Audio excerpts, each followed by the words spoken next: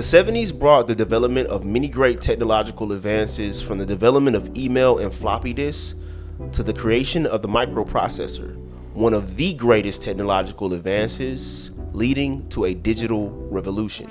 Looking back at the 70s, there were many great innovations that shaped how we created and listened to music throughout the decade and beyond, such as variety when it came to musical genre, from funk, soul, pop, R&B, disco, and even witnessing the birth of the musical genre we all know and love today. The early 70s also brought about the development of digital delay, leading to Lexicon producing their Delta T101 digital delay line in early 1971, which provided opportunities for creative use of effects during the mixing and production process. We were also introduced to the concept of multi-track recording, leading to 16-track recording becoming the standard by 1970.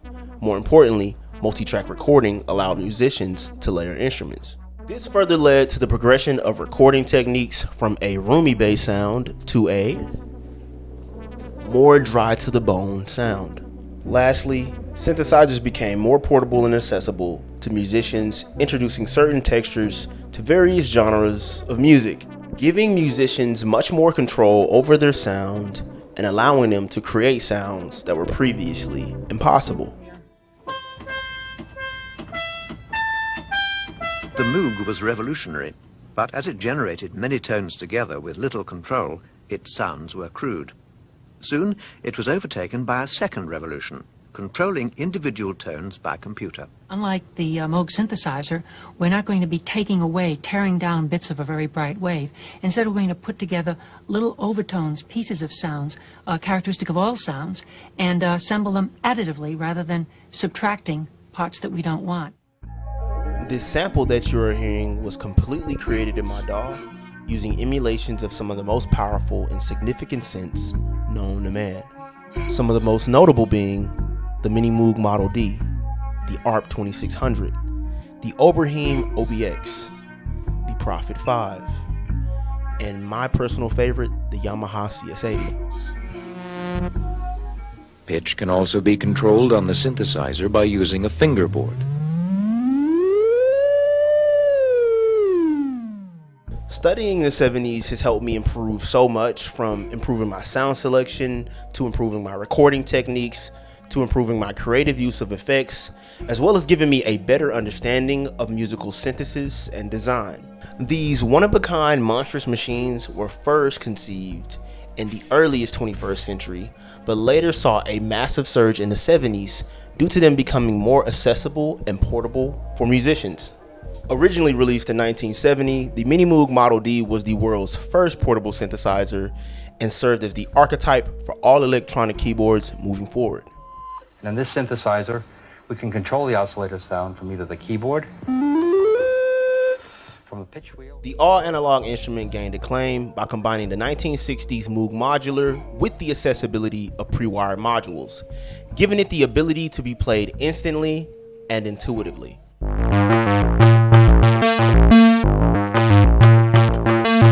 It was quickly embraced by a diverse roster of artists, with artists like Sun Ra, Herbie Hancock, Kraftwerk, shaping unique sounds and forging new musical genres with the instrument. The Mini Moog is responsible for some of the warmest and best analog synth bass and leads everywhere. A very versatile synth, useful in all styles of music, and very easy to operate. It's so morphable, laying down not just bass lines, but like the bass lines could also become leads. You take out that lower octave and all of a sudden you got a lead, and the effects like Big Sky come into play.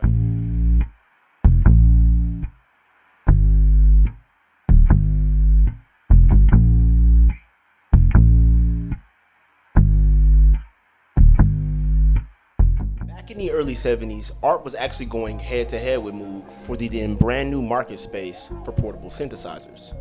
You see, huge modular systems dominated the synthesizer world, and usually the tuning of these instruments were rather very unstable, leading to ARP to develop the first highly stable oscillator.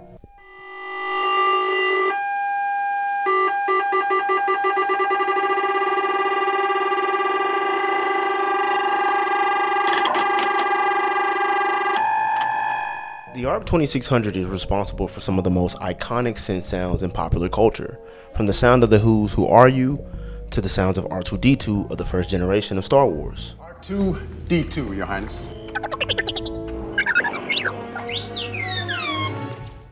You can literally hear the ARP 2600 everywhere.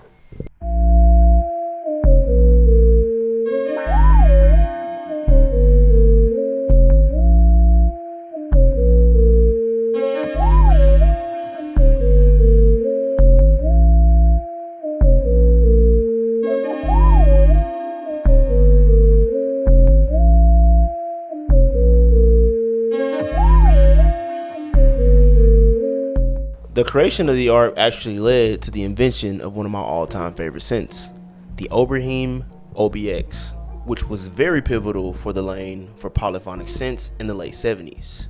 You see, most synths up until the Prophet 5 were monophonic, but we'll get into that later.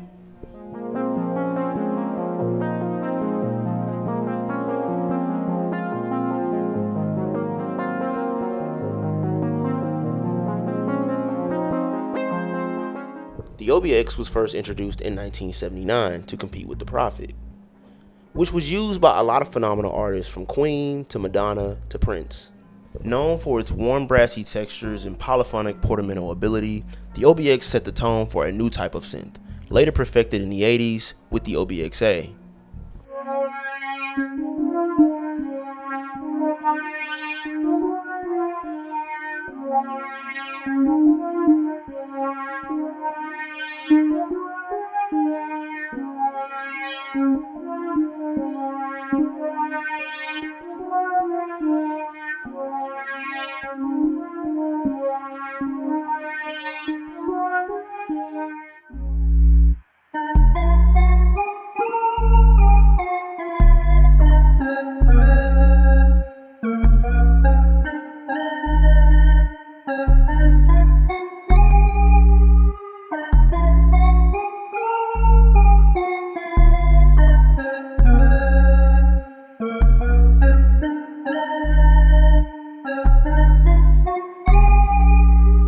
But back to the Prophet. I know this one is virtually everyone's favorite synth from young to old, and for good reason. The Prophet was a bottomless magic box of many tricks. It changed the way synths were designed and the way music was made. In fact, it was the microprocessor that gave this machine so many wonderful abilities, allowing users to store sounds and recall them instantly rather than having to reprogram them.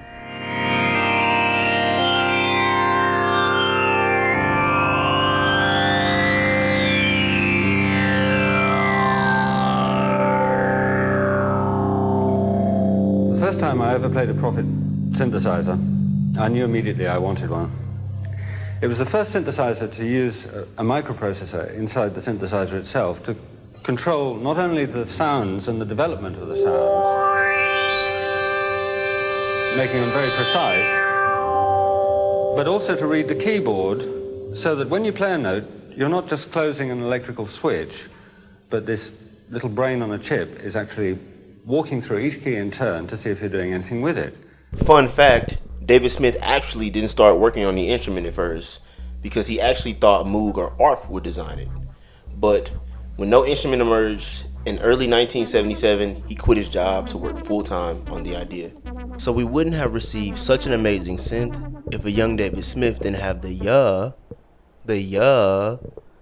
to invent the instrument. So I thought, oh, microprocessor, chipset, I could build a polyphonic synth and I could make it programmable because of the microprocessor. I hesitated for a few months because I thought somebody else would do it, but then when it seemed like nobody was, then I quit my job in early 1977 and started working around the clock on what became the Prophet 5.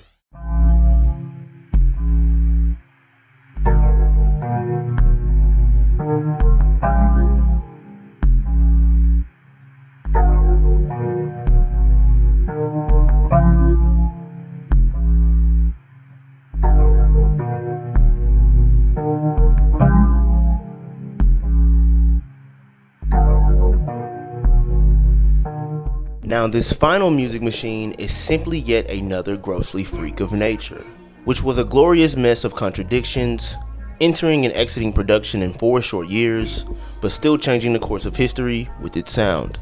In 1976, the Yamaha CS80 marked a generational change in synthesizer technology. Widely regarded as the first great synth to emerge from Japan, it changed the way composers looked at the instrument, setting a new standard for expression and exploring new depths of sound. Okay? That's a simple thing. And at the same time, you can, this sound, you can bring feeling. Change again.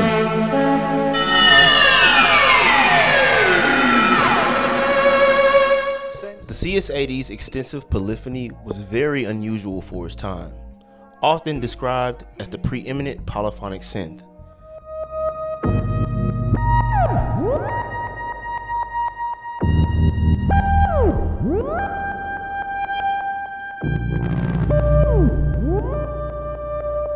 The instrument ceased production in 1980, ultimately giving up the title to the Prophet 5 and OBX.